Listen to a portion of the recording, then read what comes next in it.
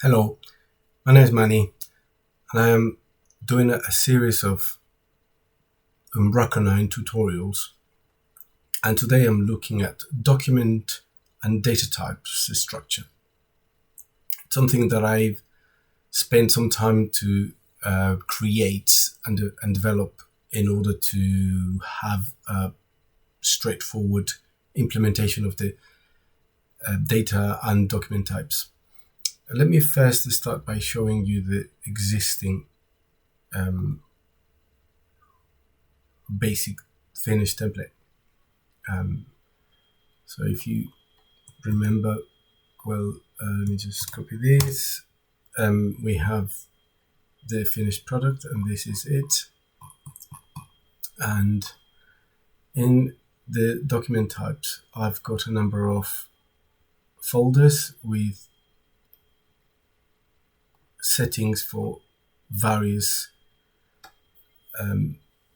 properties and elements. Here we have the singles, settings, pages, groups, elements, and block lists. Now, I will explain very briefly what each of these are. The singles and groups are document types elements that will be inherited by the block lists and the pages and also the settings.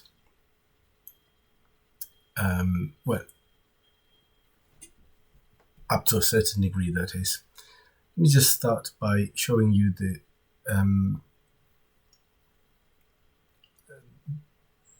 Excel spreadsheet that I've created to help me achieve that. In here I've got the settings, the compositions, block lists, pages, and the data types. Now, in the settings, let me just put this, briefly go through this. I will have the main menu, the footer, the website name, the site description or the website description. Like I said, we're not going to be using this, so if we were to use these, we would have an email from, an email to, for sending a contact form, or for sending and receiving emails through a contact form, a web contact form. The reCAPTCHA to stop spam, and what we are using is something that I've come up with. I mean, the structure that is not the technology, is theme colors. In essence, I just use one single color picker that all the settings and pages utilize to create the background colors, the text colors, and everything else. And if you have access to the back office, you can add or remove colors or edit colors to suit your theming needs. And the social media, which is created in two parts. The social media initially is an element that then is turned into a data type and finally consumed here in the settings through the settings. So we use it as a property in here. So let me just quickly show you the back office and in the settings what I just showed you. So in here we've got the website settings. So we've got the website name, website description. Here we have the logo, a favicon. We have menus, both the top menu and the footer menu, and the theme colors, which, as you can see by the name, they're all inheriting one single data type, which will also use the same data type in the block lists, which will help us create the color scheme, as it were. Here we are consuming the social media data type that we've created. So the actual element that is in two parts that I mentioned earlier are here, social media. So we create the properties that we need. And here we need a name and we need a URL. Then we will convert that into a data type.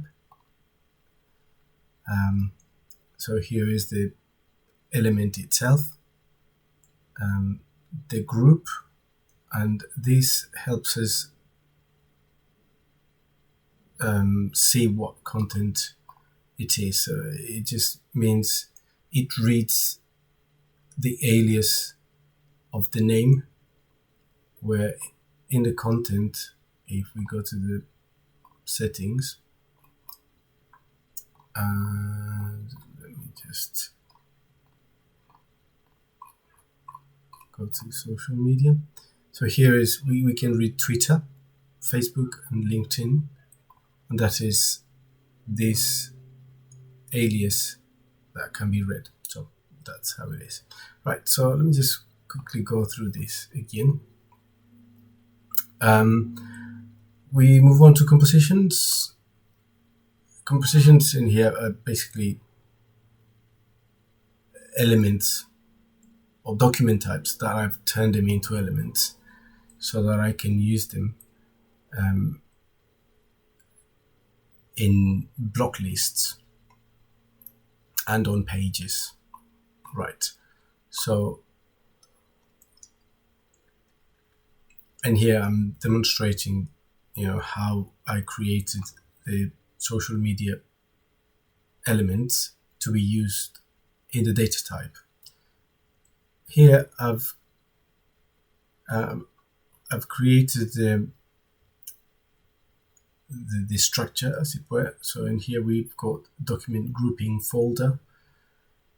So we've got groups, singles, and elements, which you can see in here.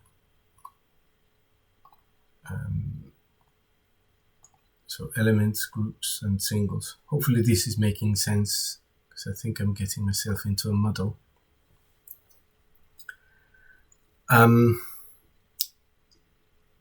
So in here, I'm creating data types or document types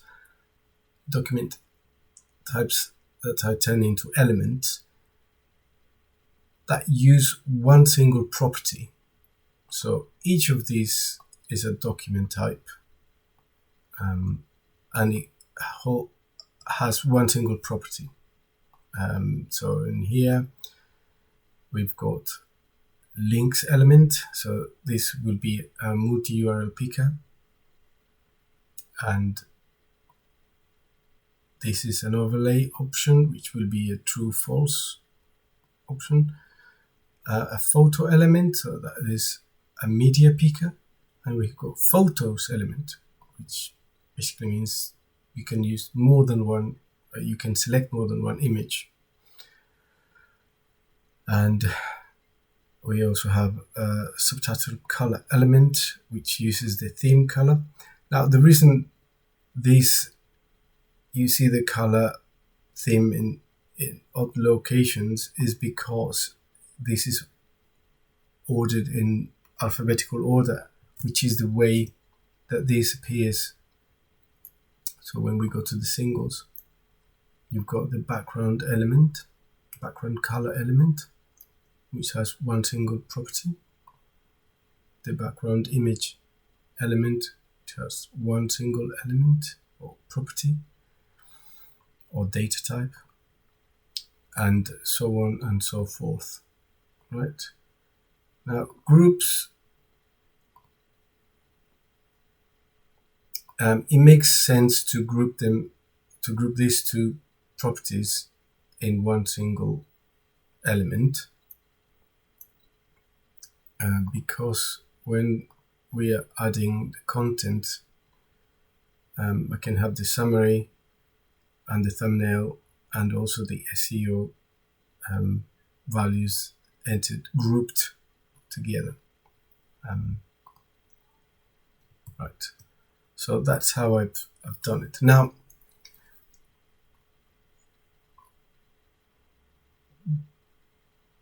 the block list, although it looks like there's a lot of content to be created, in fact, all of this has already been created in the single folder, in the single composition, because it inherits all these properties. And we don't have to create separate properties for each of these elements. We just use the same way. We reuse the same one. So if you can see in here, you've got title, subtitle, link, and you'll find that title is used pretty much in every single module. And because we are inheriting the structure of the namespace, as it were, there is no conflict of us using the title and subtitle for different modules. Yeah, so we will get to this when we get there. Now, with block lists, there are some nested block lists, and for that I've labeled them third level. You can name them whatever you want.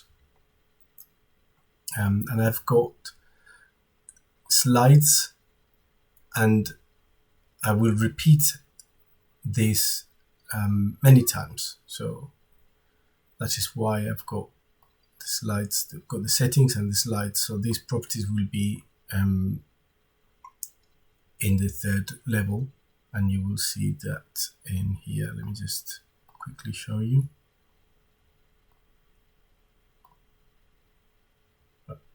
So we go to split text settings, and it just inherits the title element, which you can see it's doing here. And now the split content will be inheriting title, subtitle, text, and link. And you can see that that's the case here. Got link, text, subtitle, and title. And all of this is being created by utilizing single document types with one property, but creating these groupings. And we have, for the split content, we've got, let me just show you the split content. That's not it. This is a split content. We have an image and some text.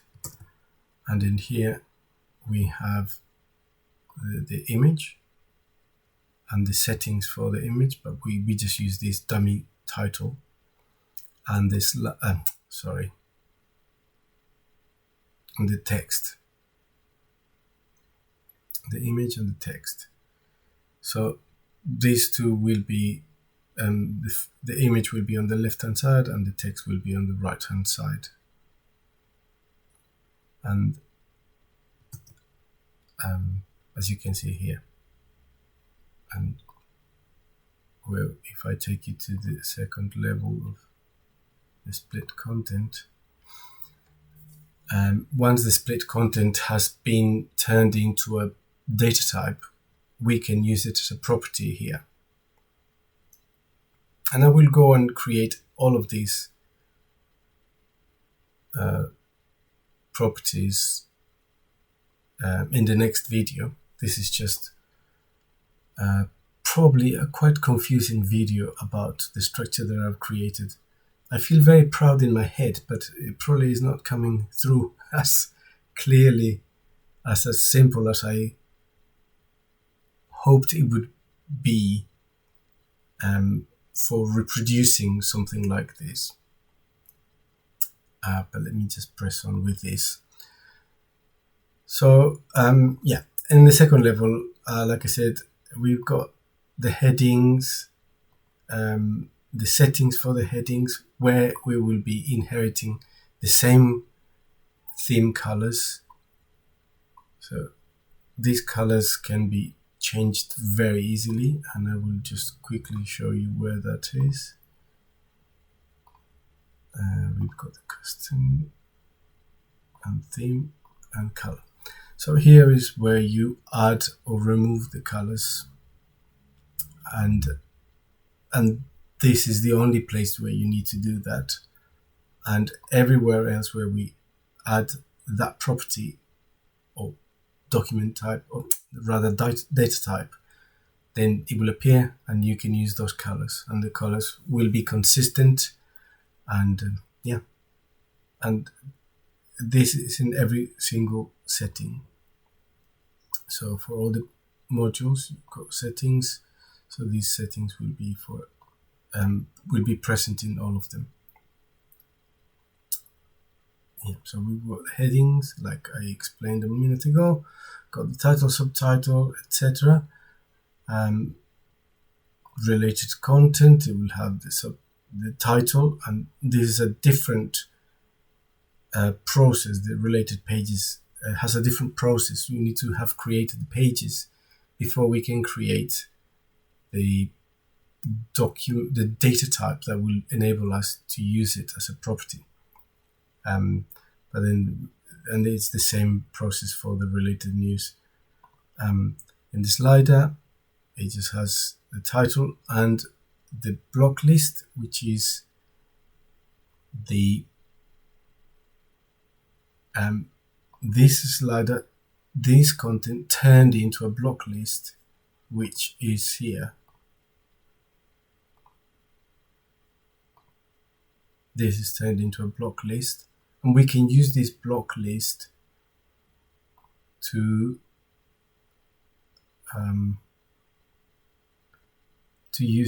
use it as a property in here, or as a data type in here. We're calling it the slide block list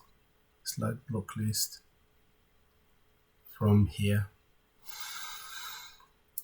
And pretty much the same way we've done with the split content. So the split content has the split photo, split text, and if we come here, we got the split photo and the split text, and the old followed by the block list to help me find what type of content it is that I'm looking for. Right, so if we go back to the spreadsheet, this is my structure. This helps me construct all of that prior to actually typing a single line of code. And by having these, I can anticipate what I will need and what I will not need, and what I can reuse and not reuse. And here, for instance, these are all the data types that I will need to create. And for instance, the data type that I'm using for the theme colors is a color picker. For the social media is the nested content, and for related news I'm using a multi-node tree picker, and for the main content I'll be using a block list, which will be made out of all the modules, and the modules, some of them will be using this as part of the properties or data types. Hopefully this is not too confusing. And finally, my pages. So I've got the home page, and in here I'm just inheriting well, I say inheriting. I think there is a different expression that is used. It's not inheriting. It's using compositions, as it were, in a way that will make it very easy to generate the pages and the content in the back office. And you will see here. So if we go to the let me just quickly go here. So if we were, for instance, in the pages, we call the compositions, and we select from here what we will be utilizing. So this is the block list level 1. That's the content. Then we will also using from the groups the SEO element and the summary, and that is it. And if we go to the news feed, it would be a different. Some of them will be the same. So we've got well, for this is exactly the same, but there will be in the code that is where something will be different, because we will be listing all the news items. The news items is a different thing altogether. The only thing that we're inheriting from the single document types element is the title, the author, and all of these properties or data types are unique for this, and there's no need to create it anywhere else to inherit or anything. But yeah, so here we will be using related news items like you have seen in here. We go to news, look at a news item, and these are related news items. We decided they are related news items. Yeah. Where are we? Here. And the text page, which has the same content as the home page and the news feed. That is it. So if so here is where I am displaying everything that I will require. If this lesson doesn't make sense, don't worry. It's not required. I just wanted to show you this structure that helps me be able to create my websites, or at least this template, and I can extend easily by adding to this list the properties that I will need either here or in the settings, if it's to do with settings.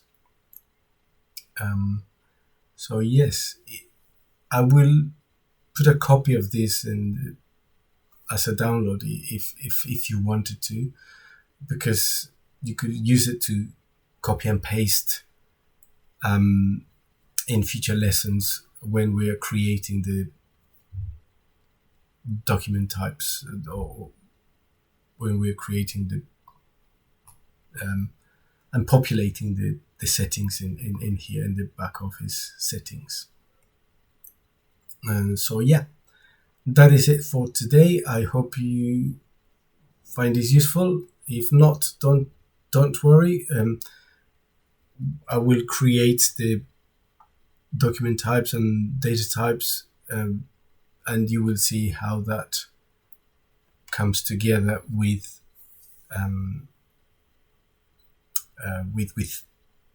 the back office with here. So that is it.